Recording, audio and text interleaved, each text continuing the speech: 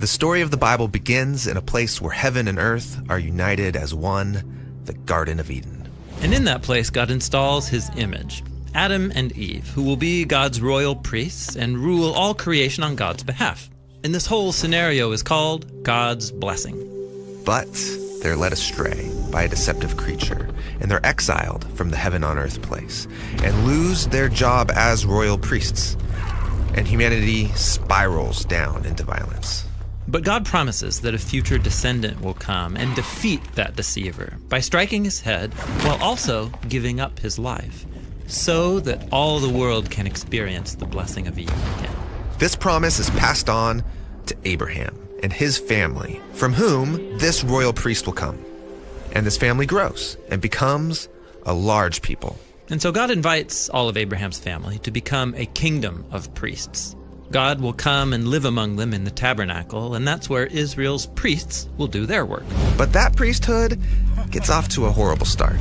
Yeah, and so when Israel eventually becomes a nation, their priesthood has become really corrupt. And so the people start asking for a king. And eventually, God raises up David. King David.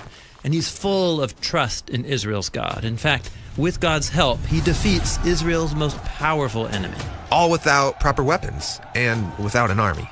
Now, not long after becoming king, David goes up into the high hills at the center of Israel's tribes, and he establishes a capital city, Jerusalem, otherwise known as Zion or the City of David, and it's like a new Eden. This is the same hilltop Abraham visited. It's where he met Melchizedek, and it's where God provided a substitute sacrifice for Abraham's failures. Exactly. And so David brings the tabernacle up into the city so he can make this the place of God's royal presence. And during the inauguration, David's dancing with excitement. Not only that, he deliberately dresses like Israel's high priest. And once the tabernacle arrives, he offers a sacrifice and makes this huge feast for all of the people, and he blesses them. King David is acting like a new kind of priest. Yes, and God approves. In fact, in the next story, God promises that from David's line will come a king who will reign forever and build the ultimate new Eden, a temple for God's presence. David talks about this descendant to come in a poem we call Psalm 110. Yeah, David recalls God's promise that one of his descendants will rule at God's right hand. And he goes on to say that this future king will be a priest like Melchizedek. Yeah, Melchizedek, he's a priest king that even Abraham honored. Melchizedek's priesthood is older than Israel's priesthood. Exactly.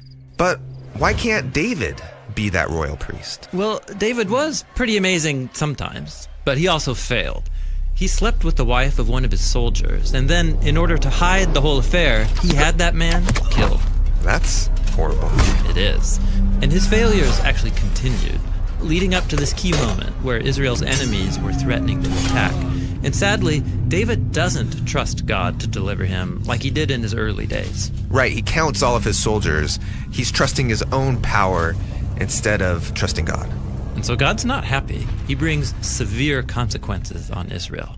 And David responds by surrendering to God and by offering his life as a substitute sacrifice on behalf of the people. That's like Moses, who offered himself for the sins of the people. And it's like Isaac, who was offered up for Abraham's sins, but then God provided a substitute.